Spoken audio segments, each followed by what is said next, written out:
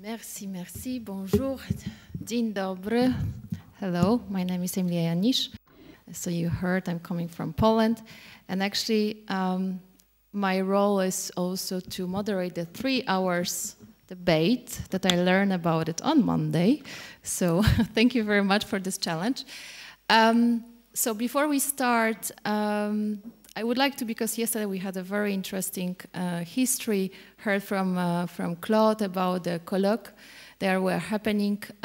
One colloque that really I memorized very well was happening in Poland. That's Claude decided to bring European members of the parliament, the representatives of the commissions, and really talk about the nuclear program in Poland. And I think it was really, for the first time, especially the municipalities representatives, that we went to Warsaw and then we went to Gdańsk, had the chance to really express their worries and express their wishes regarding the nuclear program and the localization of the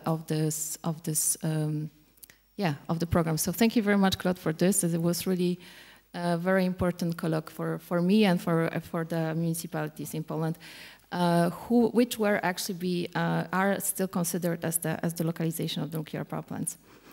Yesterday I spoke to some of you, and I realized that not many of you know actually European Nuclear Society, which I represent today. I'm Director of Strategy of the European Nuclear Society, and before we start, I prepared you a few slides about us and actually our contribution to the debate on the energy transition. I think it's important to see the different stakeholders that are also here in Brussels.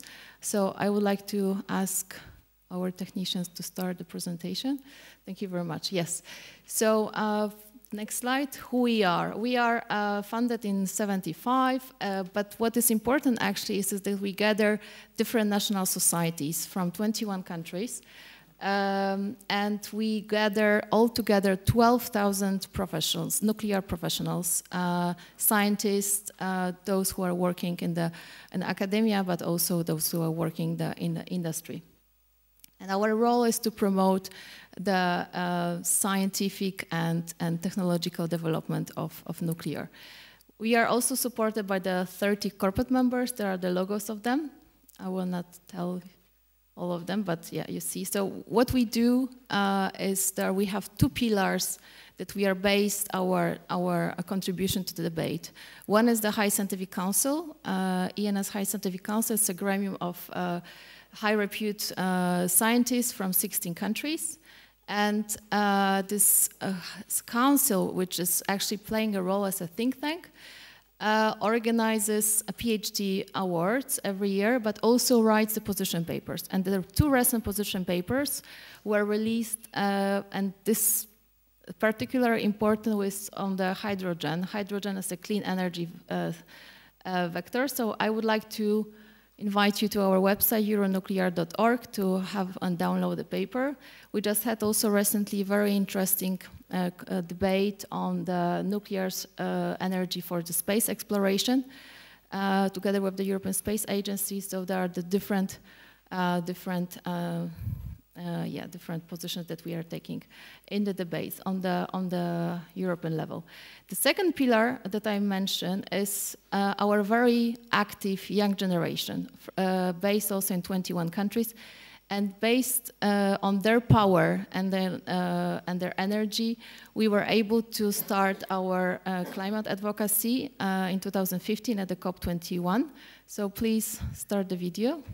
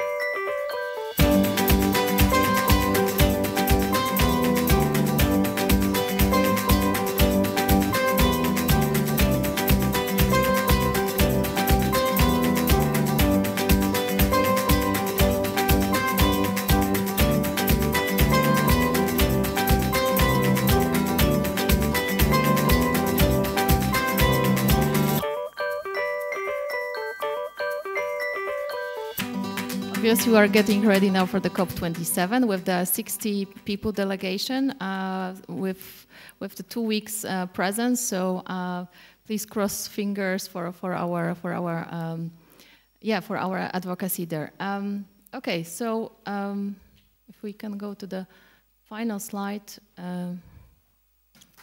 bringing us to the subject of this first part, financing nuclear energy. If you could click, yes, if you could click all the three. So we know that the nuclear power plants are actually not different regarding the financing than the large investments, and these are the characteristics for investors that actually gives this unique picture.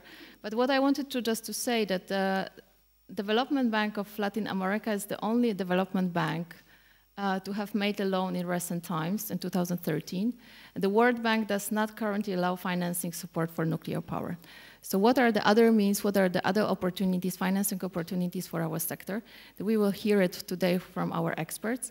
And I would like to invite you to our debate. So if you could go to the final slide and click a few times, because I don't have this beautiful thing to.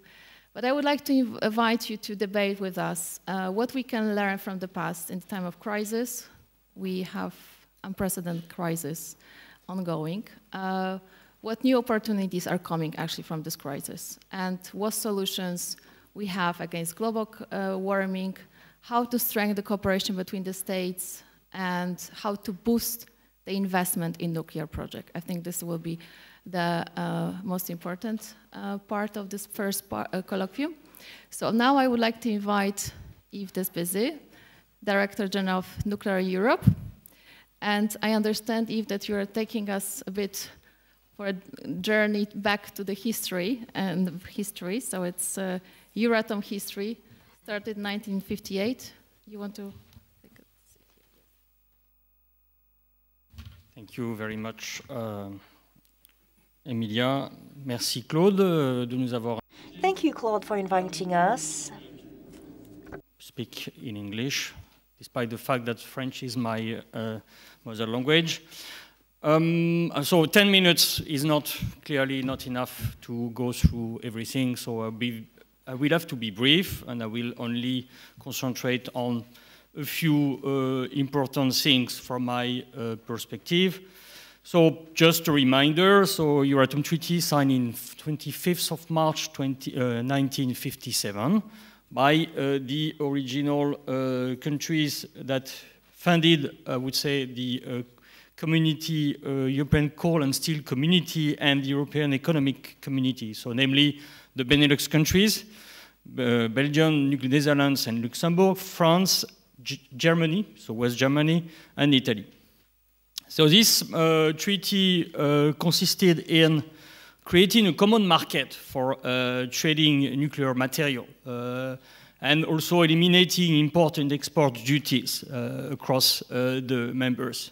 So, and there will be a lot of evolution, but in a way, the treaty itself has never been really touched upon. So, for example, so I will give a few examples of illustrate the fact that this treaty has never really been, I would say, a peaceful stroll. There have been a lot of things going on over the past, and without entering into details, there will be some difficulties in the early stage already on research, for instance, something which is maybe not well known, but as early as the second research program in 1963, there was a lot of conflicts on the budget on research. At that time, it was not a question of whether or not we should invest in research, nuclear research, but I think it was somehow consensual. But there was some conflict between member states and the European community as such, because each member state at the end wanted to keep the main research program for themselves. A lot of conflicts on that. Third research program, also difficulties to go through in 1967. And it was only adopted in 1973. So, and I will not comment much more, but just to show you that there was, because of, I would say, the peculiar specificities of nuclear There was already some discussion at that time, and I will not talk about military nuclear research program, but it clearly was on top of this, some conflicting discussion. So other example of bumpy issues, Euratom loans. They were created in '77. It started with 500 million EQs. It was the common currency at that time, and expanded over the time up until a ceiling of 4 billion in 1990. Afterwards, no possibility to find a consensus to increase this ceiling, mainly also because there were some new members coming in the European Union at that time, like, for example, Austria in '95. And as you know, this particular country was very eager to avoid any, and then initially they even didn't want to, they were trying to get a la carte thing, which was not possible according to an ECG decision.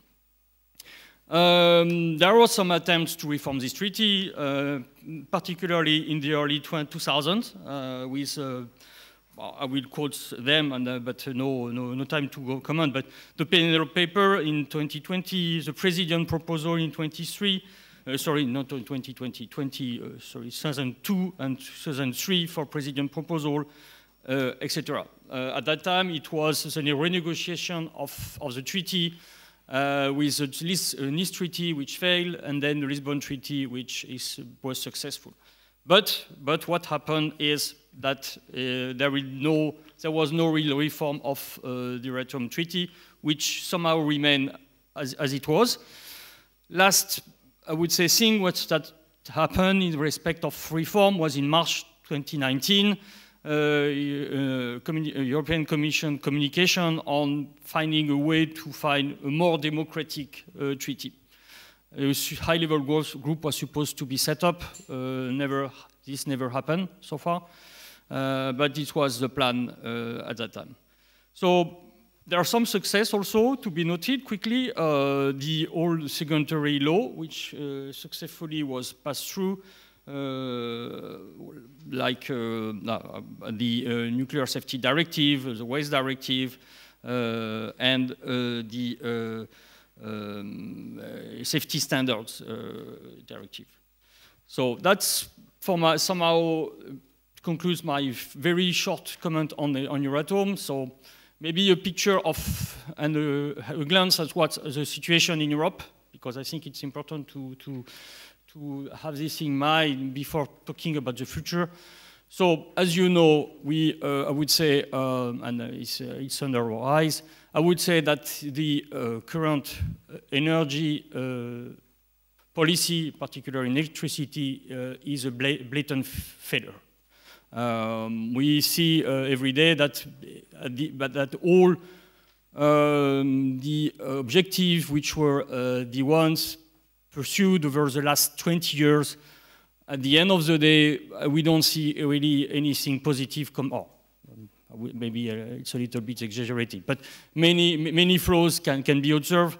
And I would say that for me, one of the main issues is the question of security supply was totally overlooked in the past 20 years, being considered as something that the market would provide, and it was enough to reform and open markets to get it, I would say, as a side product. But this is not what we see, because there are many reasons, but one of is clearly that this is very long-term investments we are talking about in the energy, particularly electricity, and the markets are totally blind to get investment signals that are needed for the next 10, 20, 30 years, because this is the horizon of time we're talking about when we talk about particularly high capex long-term investment like nuclear is.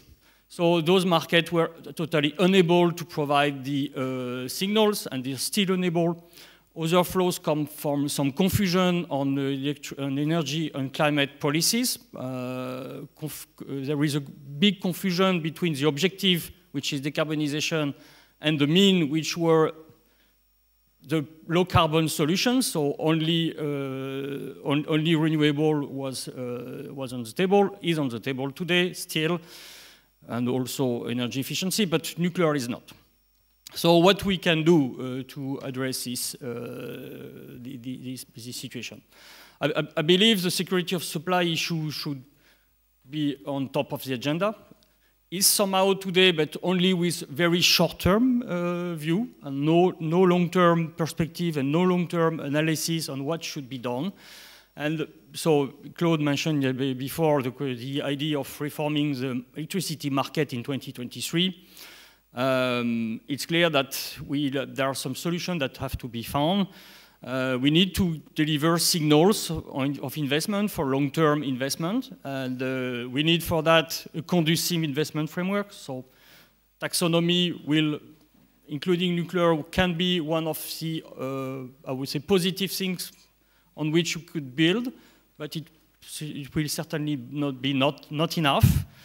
I would say the question of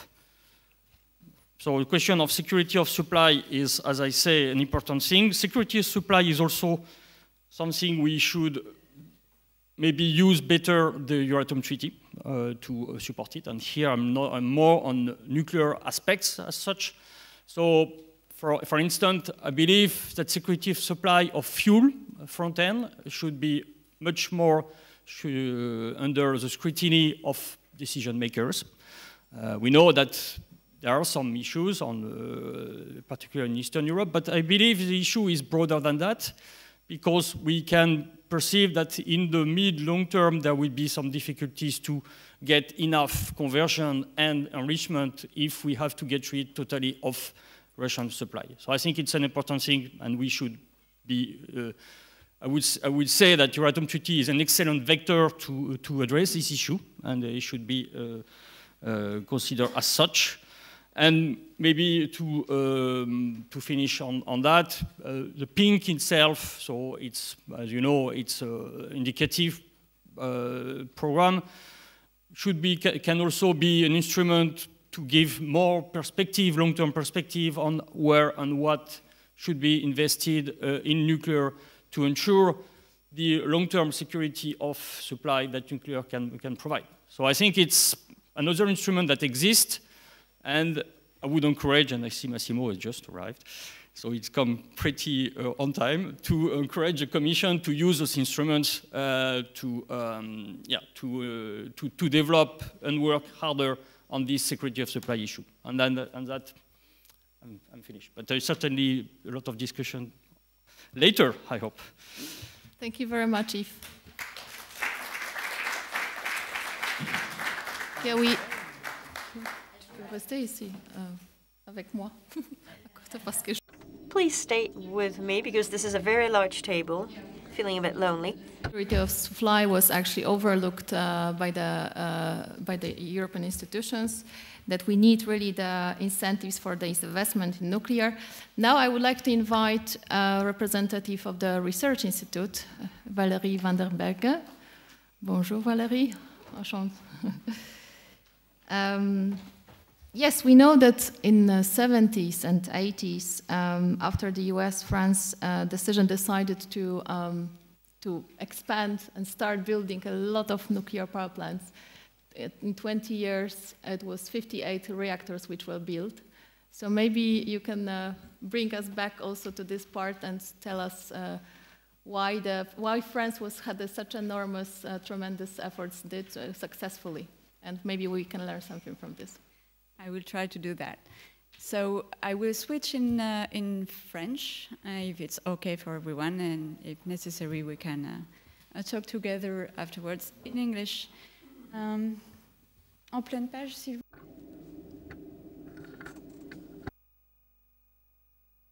So, indeed, as Emilia has said in her introduction, in the nuclear landscape in France, this is a landscape that was set up as early as 1945 with the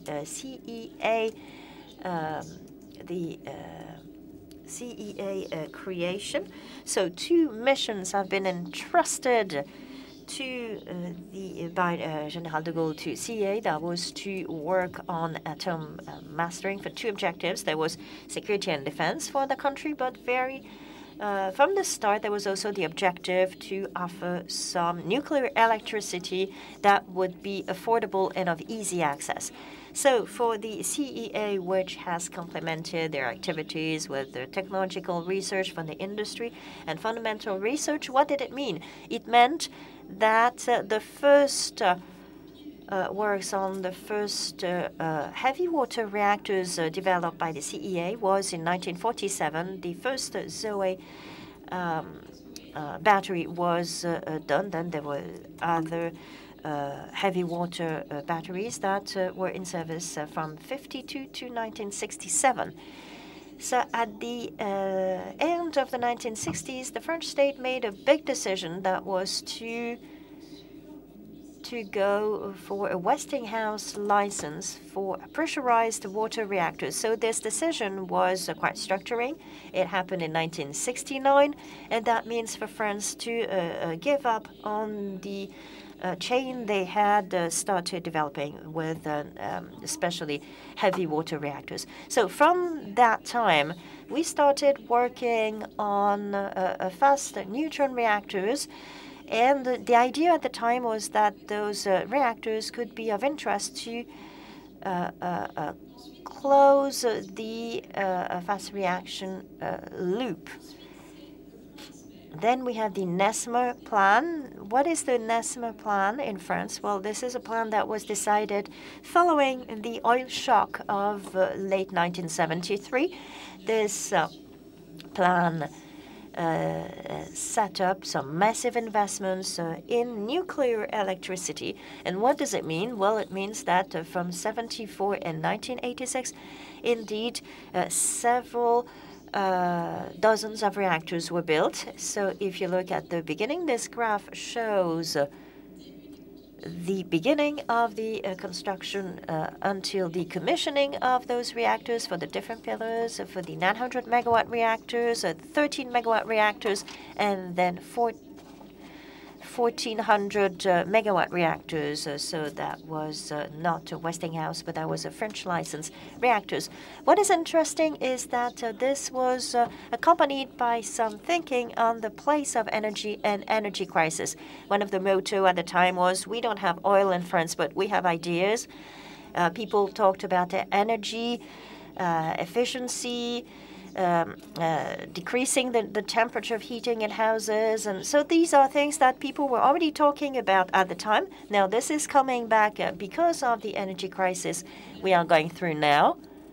And, of course, this is heightened by climate change issues.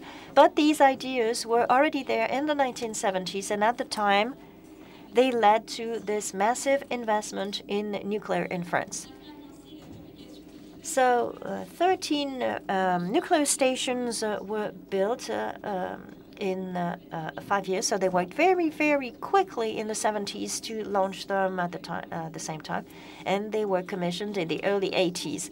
For the funding, this was multi-partner funding. One part was provided by EDF, Électricité de France, and another part came from the state, and another part that was public loans. So this is for nuclear electricity production. And and to go back to the graph, it stops at Pillar 4. So they commissioned the reactors of Pillar 4 at the end of the year 2000, and there was a stop before going back to building the 3rd generation reactor with EPRs, and especially the one in Flamanville. The difference between those different phases and what we experienced in France with the Flamanville EPR, it means that one part of the supply chain, the industries, were converted, turned to other fields because they didn't have any nuclear station to build. So when you relaunch a nuclear construction program, you have to recreate the whole of the supply chain. This is one reason, not the only one, but it explains why relaunching a program is always longer than continuing a program that has been already initiated. And that explains why it might be very interesting to go quickly for a program with several reactors. So we talk about 6 now, maybe more. So if you have several reactors in your plan, you have more commitment from the industries because they can see what will happen in the future. They have more visibility. Another issue that I wanted to highlight is that, of course, France did not simply build reactors, but it built the whole supply chain, the whole industry. So it started from what's upstream, the fuels, so the mines. The COGEMA was set up in 1976. This then was Areva and Morano. The Eurodiv enrichment plants until 2012 to provide enriched uranium with isotope 235 for the pressurized water reactors that had been selected. And then there was a renewal of this plant with JANISZ, which was commissioned in 2011. So that's for the cycle upstream. Then they also work downstream of the cycle. So that's the Hague treatment plant set up in 76. More than 36,000 tons have been recycled in the Hague, ILAG. And this indicates that from the start there were 2 ideas dominating. The idea is that we want to control the whole industry, and we want to optimize the use of this fuel so as to have a closed-loop cycle. Special consideration was also given to waste management with ANDRA that was created in 1979. They first worked on the short-lived low and intermediate level waste. They became independent in 1991, and afterwards, following the different laws which were enacted, they started working on the CGO program. CGO is the French program concerning a deep geological disposal center. This is when it all started. There was quite a lot of public discussion, and exchanges are still going on as we speak. I referred you to the fact that from the very beginning, literally from the word go, France took a particular interest in fast neutron reactors. Well, you know, they really wanted them to become super generators. They really wanted to use radium-235, but also plutonium, which is developed during the use of fuels during the reprocessing phase. And sorry, I've lost my notes and I can't tell you the date. I'm looking for the date. Okay, this is what happened from the 70s onward. A new fuel was developed. It's a mix of uranium oxide and plutonium oxide, which results from the first processing of fuel that has been used in pressurized water. The objective being to reuse those MOX fuels. So those MOX fuels have been developed in the 80s. There was the Melox manufacturing plant responsible for the fabrication of these fuels, and they have used in reactors as soon as 1987. Such a strategy is a strategy that is currently being pursued. There is work going on pressurized water reactors, but also on the so-called generation 4 reactors that would be in a position to use up all of these fuels. Next slide. I give you the alarm clock. Okay, I'm running out of time, so I'll speed up. but I'm nearly finished with my presentation. Don't you worry, Claude. I only have a couple of illustrations that I wanted to share with you. What I'd like to show you with this slide is that in France, we started working on fast neutron reactors with the Phoenix reactor and the Super Phoenix reactors. That was in 1994. It was stopped in 1997. But if we stopped working on the Generation 4 reactors, it did not mean that it was put on the shelves insofar as this remains an objective to be reached by the end of the century, because this is an essential part of the French strategy concerning the closing of the fuel cycle. You've got here the reactors of the Mesmer plant. Their development was decided upon in the 70s. These are the Generation 2 pressurized water reactors. This is a new phase. This is here the Generation 3 reactors, the EPRs, the one you will find in Flamanville, as well as those in new projects to come. Over the past years, we've witnessed a real diversification of projects. We constantly hear about SMR, small modular reactors. We talk about so-called hybrid SMRs that would be used in order to produce not only nuclear energy, but heat, hydrogen. We also hear about small modular reactors that would be based on the advanced modular reactors technology. And we also have looming at the horizon the RNRs. So what we see is that there is a lot of diversification, even though in the past in France we used to have only large programs. And this diversification is very interesting. And this is going to be my last slide and my last 2 minutes. So next slide, please. Why? Well, simply because as you have heard, our mix in the future is going to be much more complicated than in the past. There is a growth of intermittent energy resources. Depending on the country, you have more or less natural resources. There could also be variation between among the very same country, meaning to say that we'll have to look at the situation from a local point of view. What it means is that we have to give nuclear energy serious thinking. We should reconsider the place of nuclear energy in a much more integrated approach. So nuclear energy and renewable energy sources should work hand in hand. The mix is going to rely heavily on the resources of the country, among other things. We know that the network is going to be much more complex. It will be multi-vector, hydrogen, heat, gas, among others, and we know that we'll have to work differently with this network. We'll have also to consume electricity differently. This is what lies ahead of us.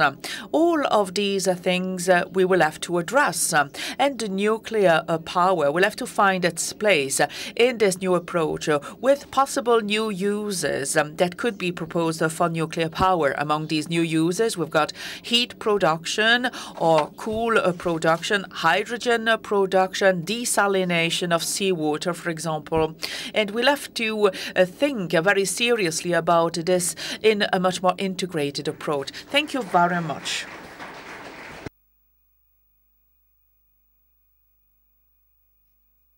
We heard that all the low-carbon technology should be applied and working together, so they are better integrated also in our electricity system. So now, without losing time, I would like to invite Jan Bartak, Chair of NUC Advisor. The challenges for Europe facing China, India, South Korea, Russia, and the United States come back. Merci, Emilia. Je préparais ma contribution. Thank you very much, Emilia. If you don't mind, I prepared my presentation in English, and that's why I'll switch to English. It's about NUC Advisor. NUC Advisor is an independent nuclear consultancy created by ex-senior or executives or experts from the European and even international nuclear industry, providing strategic, technical, and technical-economical advice all along the nuclear value chain for power reactors, research reactors, radioisotopes production, nuclear medicine, and so on. That's on Nuke Advisor. But obviously what I'm going to say today are my personal opinions. The question is, why is Europe lagging behind, say, the other global powers in terms of development of nuclear energy? Well, I think that Europe is lagging behind by choice. It's a deliberate choice which is resulting from ideology and I would say a surprising lack of vision or even common sense. It's a combination of ideology and a belief that the transition from fossil fuels can be achieved rapidly and easily, totally underestimating how deeply our modern civilization is dependent on fossil fuels.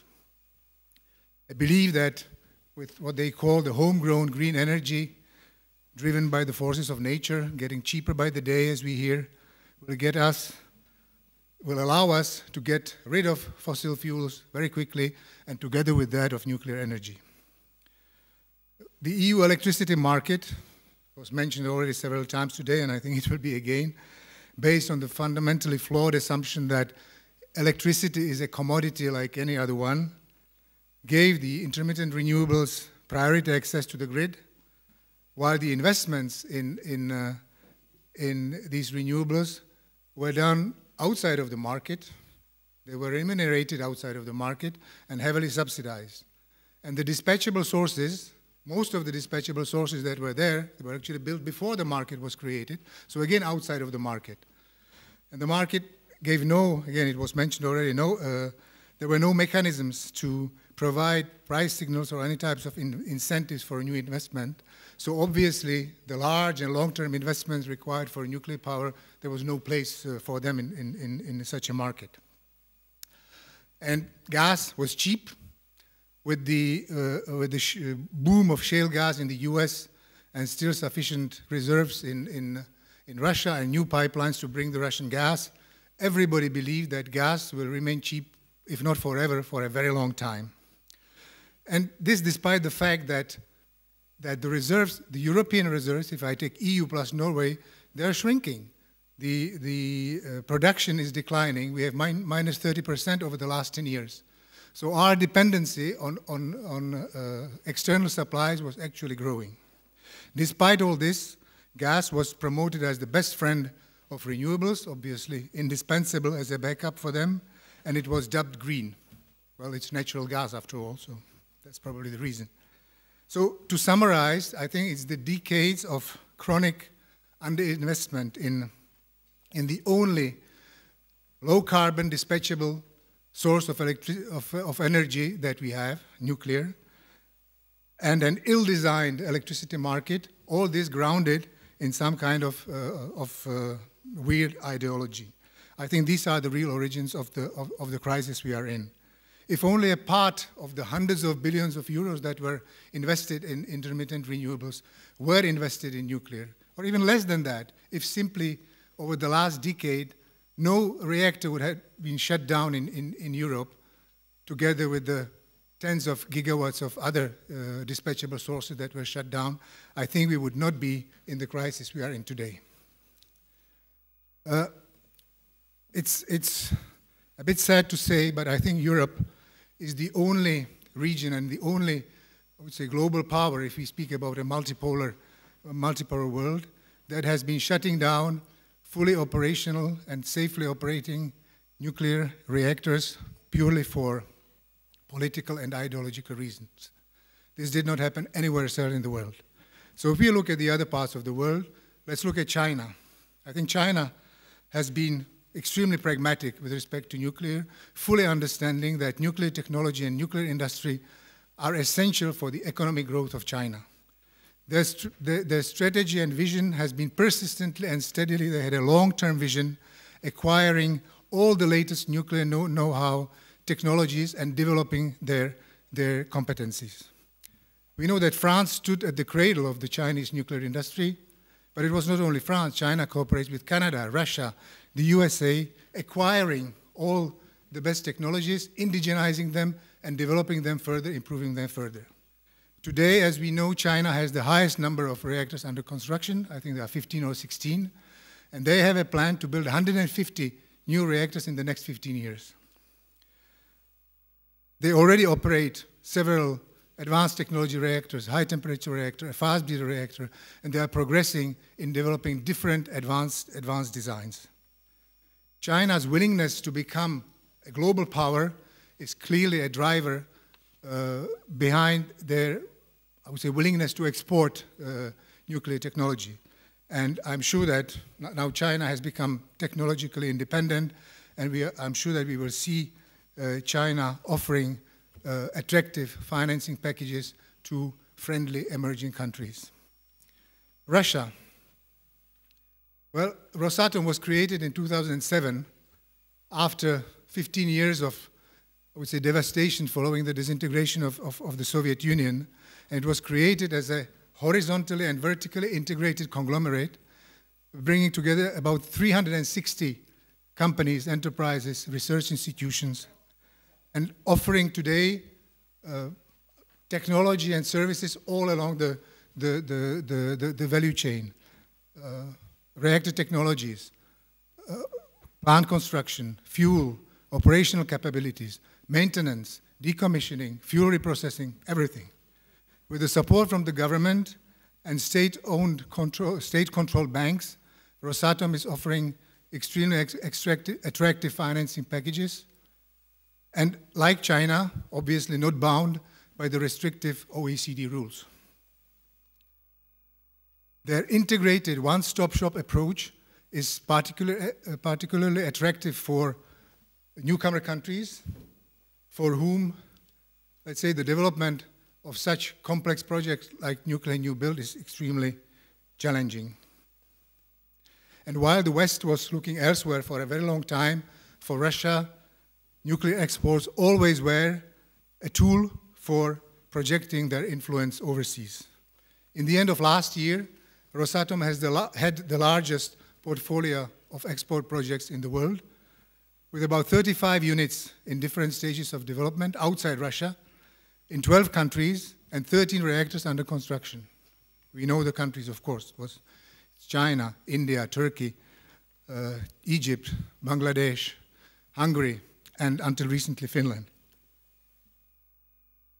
The war in Ukraine will probably have an impact on Rosatom's conquest of the global nuclear markets. We have seen that Haniki V1 was cancelled, but the Hungarian project is going on. The other projects are going on. I think they will face some headwinds moving forward, but they are there, and they are definitely not abandoning their positions. The USA, Claude mentioned it earlier today. I think the American government acknowledged only recently the loss of their dominant position in the world as a global power, nuclear power, the loss of this position to Russia and China. And this together with the awareness that nuclear power can play to mitigate climate change, and also with the new dynamic of development of advanced technologies, I think is at the origin of a radical shift in American policy and strategy. And this both to support nuclear, domestic nuclear, but also for exports. The DOE's new strategy document called Restoring America's Competitive Nuclear Energy Advantage starts with the following statement. Nuclear power is intrinsically tied to national security. And a few quotes from there. America has lost its competitive global position as the world leader in nuclear energy. We must leverage American technological innovation and regain American nuclear energy leadership. We must move into markets currently dominated by Russian and Chinese state-owned enterprises and recover our position as the world leader. So you can see a very, very aggressive strategy. And following this strategic move, a number of initiatives were launched, the ARDP GAIN and many others, and lavishly funded through the Biden's infrastructure bill and other vehicles. There's the International Nuclear Energy Act, which was proposed after the Russian invasion of Ukraine, which again has the same objective, to work with allies to take over the positions that were taken by the Russians and the Chinese. There was a recent report from the Columbia University, again on this topic, and it makes a few recommendations, and one of them is a recommendation for the Congress to consider seriously that the Exim Bank should be able to match the financing offers that are provided by the Russians and the Chinese. Again, these are the OECD rules, so in a way to get out of these rules. So this is just a short overview of the situation in the US, which clearly shows that US again has the strategy, a very aggressive strategy to regain global nuclear power leadership, reinforcing American national security and global influence. To complete the picture, we cannot omit briefly noting that other historically strong nuclear countries like Canada, United Kingdom, India, Japan, and South Korea have also adopted very clear pro-nuclear policies in recent years and months, driven by energy security, energy independence, climate concerns, but also by the determination to maintain and develop their strong domestic nuclear industry and seize the opportunities, export opportunities that are out there. Of course, we should add France today to this list with its program to build the 6 new EPRs and hopefully 8 additional ones and hopefully even more.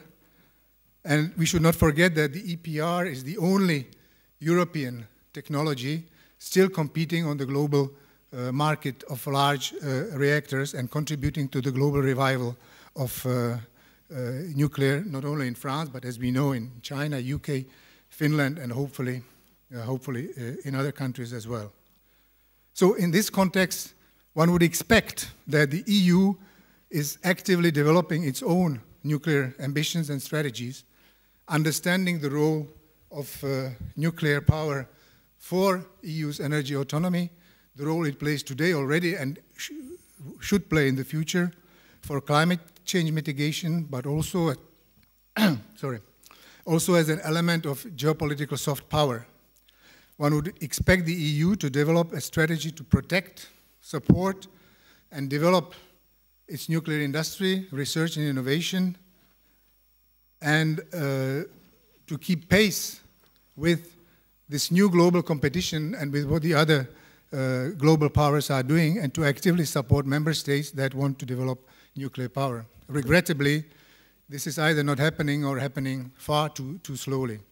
We already mentioned the dysfunctional electricity market, the endless quarrels among the pro-nuclear and anti-nuclear member states around the EU taxonomy, and small group of countries, but very powerful ones, makes clearly the EU stand completely apart from all the other global powers. I mean, what I just try to demonstrate. And this makes promoting nuclear, obviously, very difficult at the EU level. The pro-nuclear states are not sufficiently, perhaps, united and still weak to make the difference that is needed. It is interesting to know that despite a very lukewarm attitude of, let's say, of the Commission with respect to nuclear power, if you look at the document Going Climate Neutral by 2050, which is a document of the European Commission, this document recognizes that to reach the extraordinarily ambitious climate targets or decarbonization targets that Europe has fixed, 20% of primary energy in 2050 should be coming from nuclear. This would imply, again, at least a 30% increase from what we have today. So it's more than what is foreseen in the pink, current pink, so hopefully the new pink will at least reflect this. But this program still foresees that the primary energy consumption will go down, I think 25%, which I have a certain doubt if we want to reindustrialize Europe. So I think the EU energy policy, and this has been said already, we can say that it has failed on the 3 key pillars of the energy policy, meaning energy security, affordability, and sustainability. If we observe the reactions of the European Commission today during this crisis, and again, I don't want to repeat what was already said, I think we can say that we see a more balanced attitude towards nuclear, but I would have expected something much stronger, a real shockwave to reverse course, because we are going to hit the wall. So we need to totally reform the electricity market, and quickly, because otherwise nuclear will not be able to develop itself and put in place ambitious policies in favor of nuclear power. It's almost a banality to say that, but we need decisions and policies that are science-based, ideology-free, and technology-neutral, and which should have as key metrics energy security, independence, and carbon emissions as a metric. Not to say which technology and all that, respecting the specificities of every member state. This was already mentioned because every member state has a completely different situation in terms of history, resources, and so on and so forth. I'm convinced that Europe will need much more electricity if it wants to reach its industrialization targets, to electrify whatever can be electrified. And for that, it must use low-carbon, reliable electricity, which is available when it is needed. So we cannot allow EU's world-class nuclear industry to progressively unravel and leave the initiative to the other world powers. This would result in the loss of competitiveness of the European industry, the failure to secure sufficient energy for our citizens. It will put in jeopardy our climate objectives with obvious social and economic consequences, and in the end, and I'm weighing the words, I think in the end the risk of disintegration of the EU. So I think the situation is extremely serious, et j'espère que les idées de ce séminaire. And I hope that this seminar, and I hope that les entretiens européens will help us making this shift a reality. Because we certainly need this shift to happen, especially if we wanted to make sure that Europe can continue with its development. Thank you. Thank you very much. It has to be reformed quickly because the situation is unprecedented. So we have time for one question to our panelists. Thank you very much.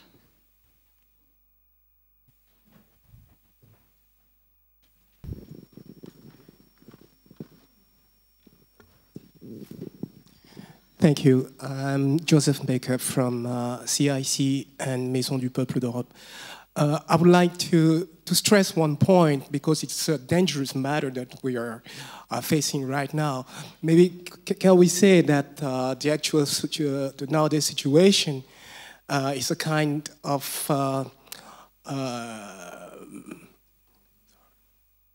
let's say, to put it that way, to stress the point that it's good for the world to come back to nuclear energy because of risk of fossil fuels shortage, as it to say that we could imagine that in some way we could program those shortages to make good publicity for nuclear. You're expecting comment, or there was a question? It's a big question for the citizens. Many, you know, we are facing nuclear topics for so long with SCP and Confrontation Europe, and we have always been facing the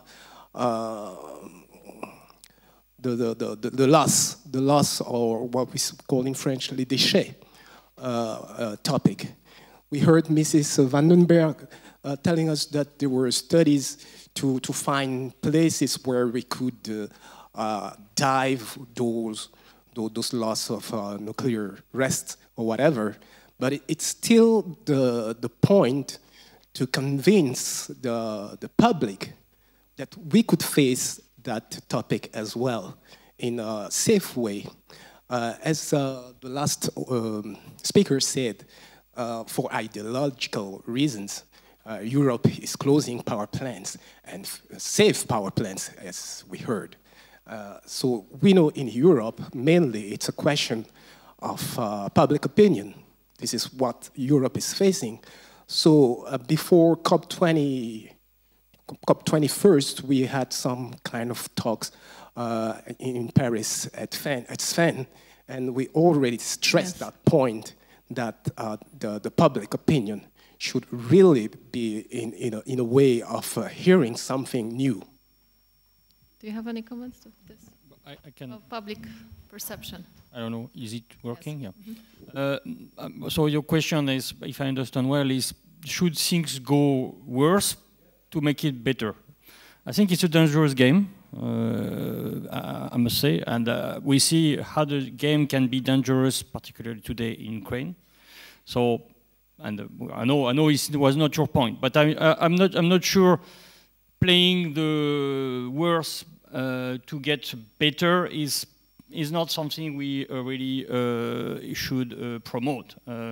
I believe that public opinion is shifting progressively in a much more positive mood when it comes to nuclear, and it's not only in the, I would say, historical nuclear countries positive on nuclear, but I would say it's broader than that, and I think it will be discussed later with my colleague Jessica. So I will not touch on that, but really I don't think we should encourage this as I would say as an industry, and so that's my point, my response.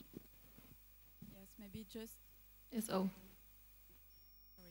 Maybe just another quick comment. You're raising the question of public acceptance, talking about waste repository and so on. Of course, it's a real issue for the nuclear technologies because there is this strong, deep feeling for people that nuclear, maybe it's something more dangerous than chemistry, for instance. But the key to do that, the key to change people's mind is through education. And we see, I'm a scientist, so I'm promoting education and learning a lot. We see that young people's beliefs are changing. Now they see nuclear energy as a tool for decarbonization, as a tool for a carbon-free energy mix in the future.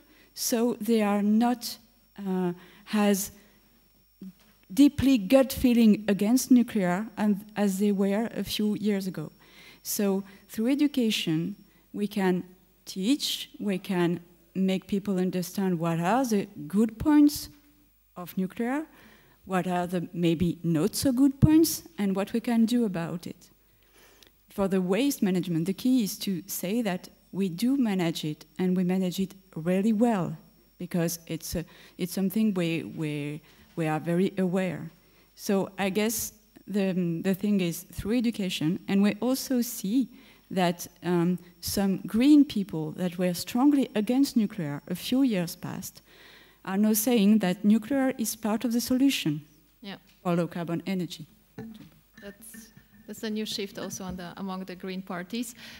Bartak, you wish to say? Okay.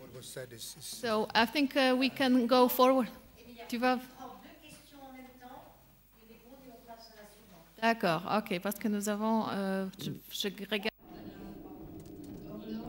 I'm looking at the watch. I had my eye on the watch. That was the thing. Sir, one question for Mr. Bartak.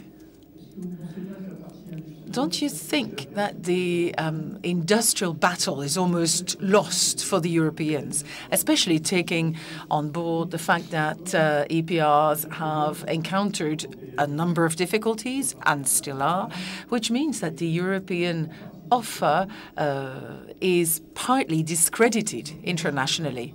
No, I don't think so. Indeed, it would have been easier years ago, but on the other hand, when the Mesmer plan was launched, there wasn't much. Everything was put in place and developed, and I think that today, with the EPRs, despite difficulties, we have 4 EPRs operating. Hinkley Point is being constructed. So I think that the supply chain did change a lot. And I can tell you that Nuc Advisor participated in a technical and financial audit for the EPR2 project. Well, the preparation work upstream is absolutely impressive. Now, of course, nobody can predict the future, but I think that we shouldn't be skeptical here.